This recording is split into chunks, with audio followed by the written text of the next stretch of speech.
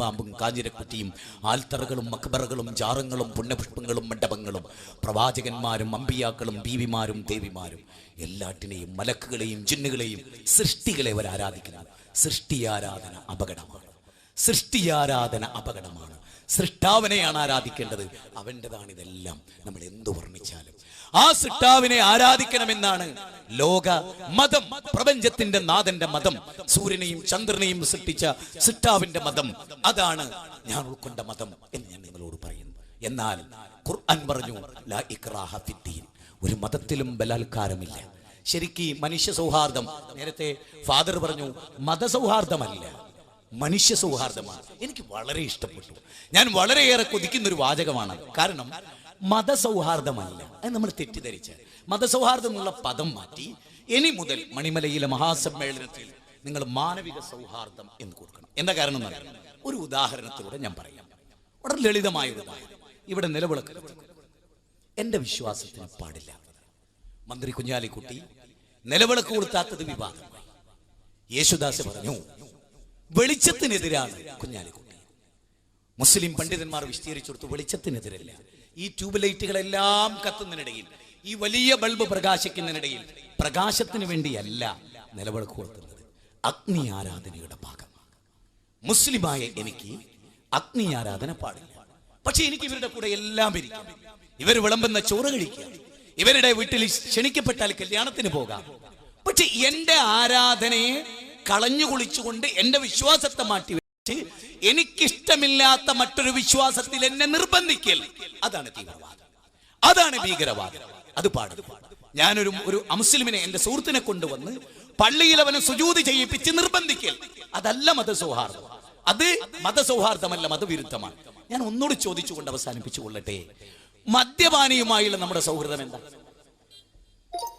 മദ്യപാനിയുമായുള്ള നമ്മുടെ സൗഹൃദം അവൻ 1 ലിറ്റർ കുടിക്കുന്നിടത്ത് 1/2 ലിറ്റർ കുടിച്ച് ഐക്യദാർഢ്യം പ്രഖ്യാപിക്കലാണോ? വ്യഭിചാരിയുമായുള്ള നമ്മുടെ സൗഹൃദം അവന്റെ കൂടെ വ്യഭിചരിച്ച് 1 ട്രിപ്പ് ഐക്യം പ്രഖ്യാപിക്കലാണോ?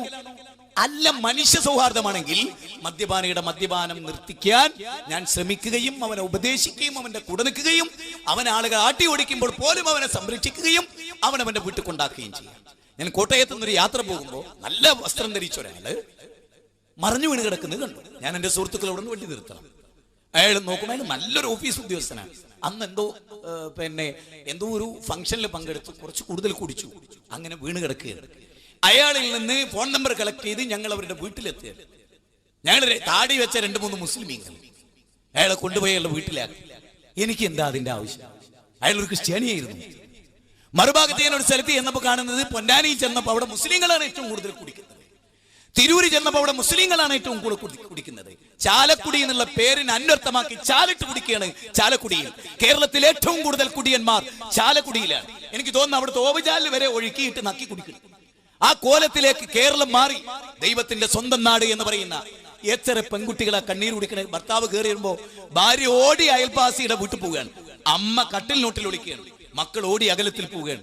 ഈ അച്ഛനെയും ഈ മകനെയും ഈ ബാപ്പാനെയും ഈ ഡാഡിയെയും ഭയപ്പെട്ടിട്ട് ഇതിൽ നിന്ന് മാറ്റുണ്ടാവാൻ ഒറ്റ വഴിയുണ്ട്.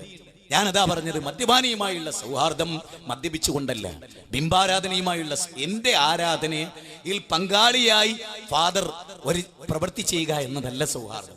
എന്റെ മതവിശ്വാസത്തിന് എന്നെ അനുവദിച്ചുകൊണ്ട്, എന്നെ ആദരിച്ചുകൊണ്ട്, എന്നെ ബഹുമാനിച്ചുകൊണ്ട്, അദ്ദേഹത്തിന്റെ വിശ്വാസവും ചിന്തയും അനുസരിച്ച് അദ്ദേഹത്തിന് കർമ്മം ചെയ്യാൻ അവസരമുള്ള പോലെ എനിക്ക് അവസരമുണ്ടെന്ന് കരുതി എന്നെ ആദരിക്കലാണ്. ഞാൻ തിരിച്ചു സ്വാമിജിയുടെ ആരാധനയെ പരിഹസിക്കാതെ അപഹസിക്കാതെ അതിൽ ന്യൂനത എനിക്ക് ചൂണ്ടിക്കാണിക്കാം. എന്റെ ആരാധനയിൽ ന്യൂനത സ്വാമിജിക്കും ചൂണ്ടിക്കാണിക്കാം. ഒരു പ്രശ്നമില്ല. നമ്മുടെ മനസ്സ് വിശാലമാണ്, നമ്മുടെ മനസ്സ് വളർന്നു വരട്ടെ. ഇപ്പൊ നോക്ക്, അയൽവാസി പട്ടിണി കിടക്കുമ്പോൾ വയറ് നിറയെ ആഹരിക്കുന്നവൻ മുസ്ലിം അല്ല എന്ന് പ്രവാചകൻ പറഞ്ഞു. അയൽവാസി പട്ടിണി കിടക്കുമ്പോൾ ഞാൻ വയറടിച്ച് ബിരിയാണി തിന്നാൽ ഞാൻ മുസ്ലിം അല്ല. എന്നെ കുറിച്ച് എന്റെ അയൽവാസി നിർഭയനായിരിക്കണം, അപ്പോഴാണ് ഞാൻ വിശ്വാസിയാവുക. എന്റെ അയൽവാസി എന്റെ താടി ഭീകരവാദത്തിന്റെ ആണെന്ന് മനസ്സിലാക്കരുത്. ഇവിടെയാണ് ഒരു ചെറിയ തിരിച്ച് ആവശ്യമായിട്ടുള്ളത്. രവീന്ദ്രനാഥ ടാഗോറിന് മനോഹരമായ താടി ഉണ്ടായിരുന്നു. ചട്ടഭിസ്വാമികൾക്ക് താടി ഉണ്ടായിരുന്നു. സ്വാമിജിക്ക് ഇവിടെ താടിയുണ്ട്. എനിക്കുമുണ്ട് അദ്ദേഹത്തെ പോലെ തന്നെ താടി. അദ്ദേഹത്തിന്റെ താടി ഭീകരവാദത്തിൻ്റെതല്ല. കാർൽ മാർക്സിനുണ്ട് താടി. താടിയല്ല പ്രശ്നം.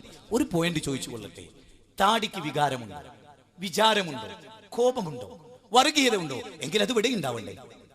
രവിശങ്കറിനായിരിക്കില്ലെങ്കിൽ ഏറ്റവും വലിയ ഭീകരത താടിയും മുടിയും ഒരേപോലെ ഉണ്ട്. എനിക്കൊരു ഹിന്ദുവിനെ കാണുമ്പോ എന്റെ മനസ്സിലാണ് കോപം ഉണ്ടാകുന്നതെങ്കിൽ എന്റെ മനസ്സാണ് പ്രശ്നം, എന്റെ താടിയല്ല. മാത്രമല്ല, ഈ താടിക്ക് ഒരുപാട് ഗുണങ്ങളുണ്ട്. ഈ താടി വെച്ച് ഞാൻ ട്രെയിനിൽ കയറിയാൽ വേഗം എനിക്ക് സീറ്റിൽ ഒഴിഞ്ഞു തരും. അച്ഛൻ ഈ വസ്ത്രം ധരിച്ച്, സ്വാമിജി ഈ വസ്ത്രം ധരിച്ച് കയറി ചെന്നാൽ സ്വാമിജി ഇവിടെ ഇരുന്നോളൂ എന്ന് പറയും. അല്ലാതെ പാന്റ് കുപ്പായിട്ട് ഇൻസൈഡ് ചെയ്ത് ടോപ്പിൽ ഒരു മൊബൈൽ പിടിച്ചെടുത്തുമ്പോൾ അവിടെ നിന്നടാ, ഞാൻ ഇവിടെ ഇരിക്കട്ടെ. ബഹുമാനമുണ്ട്. ഇനി ഞാൻ ഈ താടിയും വെച്ച് ഒരു വേശ്യാലയത്തിന് മുമ്പിൽ നിൽക്കുകയാണെങ്കിലോ, എടാ ഏതാടോ ഒരു മതപണ്ഡിതൻ വ്യഭിചരിക്കാൻ നിൽക്കുന്നത്, എന്റെ താടി എന്നെ വ്യഭിചാരത്തിൽ നിന്ന് വിലക്കി.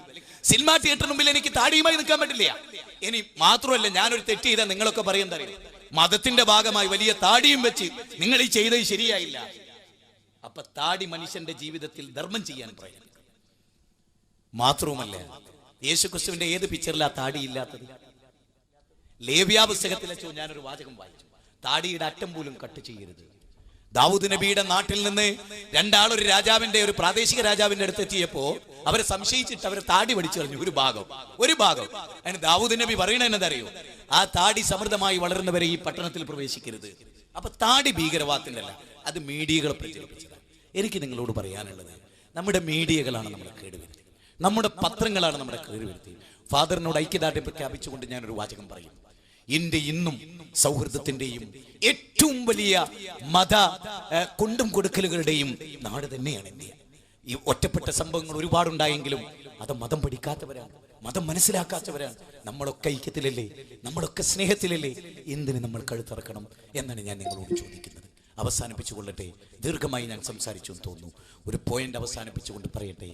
മഹാഭാരത യുദ്ധം നടക്കുമ്പോൾ അർജുനനോട് ശ്രീകൃഷ്ണൻ യുദ്ധത്തിൽ നിന്ന് മാറി നിന്നപ്പോ പറഞ്ഞൊരു വാചകമുണ്ട്, ഹതോവ പ്രാപ്സസി സ്വർഗം ജിതോവ ബോക്ഷസി മഹീം തസ്മാ ദുത്തിഷ്ഠ കൗന്ദേയ യുദ്ധായ കൃതനിക്ഷയ. അർജുന, ധർമാധർമ്മ യുദ്ധത്തിൽ കൊല്ലപ്പെട്ടാൽ സ്വർഗത്ത് പോകും. സ്വർഗമുണ്ടെന്നാണ് ഖുർആൻ പഠിപ്പിക്കുന്നത്. നന്മ ചെയ്ത് ജീവിക്കാൻ, നല്ലത് ചെയ്ത് ജീവിക്കാൻ, പാവപ്പെട്ടവരെ സംരക്ഷിക്കാൻ, ജാതി മതം നോക്കാതെ മനുഷ്യരെ സ്നേഹിക്കാൻ, ഏത് വിശ്വാസത്തിന്റെ ന്യൂനതയെയും സ്നേഹത്തോടെ തിരുത്തി കൊടുക്കാൻ. ഒരു ചോദ്യമാണ്, സൈഡ് സ്റ്റാൻഡ് തട്ടാതെ ഒരു 2 വീലർ ഓടിച്ചു പോയാൽ ജാതിയും മതവും നമ്മൾ നോക്കാറില്ല. സൈഡ് സ്റ്റാൻഡ് തട്ടിയിട്ടില്ല എന്ന് പറയും. ഒരു കാറിന്റെ ഡോർ അടയ്ക്കാതെ പോയാൽ കാറിന്റെ ഡോർ അടച്ചിട്ടില്ലെന്ന് പറയും നമ്മൾ.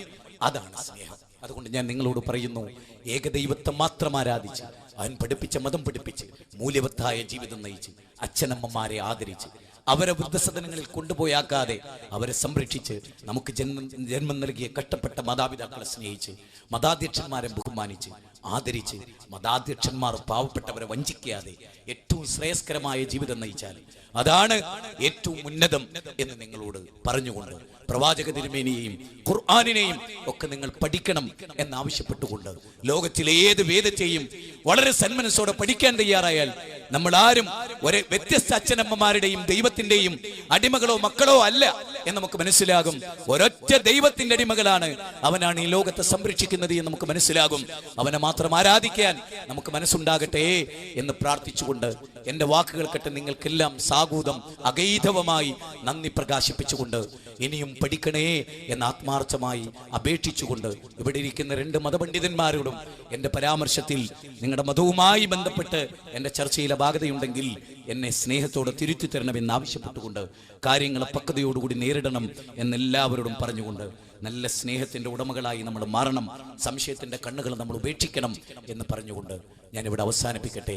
ഇതിനവസരം തന്ന ദൈവത്തെ സ്തുതിച്ചുകൊണ്ട്, റബ്ബന തഖബ്ബൽ മിന്നാ ഇന്നക അൻത സമീഉൽ അലീം വതുബ് അലൈനാ ഇന്നക അൻത തവ്വാബുർ റഹീം റബ്ബന ആതിനാ ഫിദ്ദുനിയ ഹസന വഫിൽ ആഖിറതി ഹസനത വഖിനാ അദാബന്നാർ. അസ്സലാമു അലൈക്കും വറഹ്മത്തുള്ളാഹി വബറകാതുഹു.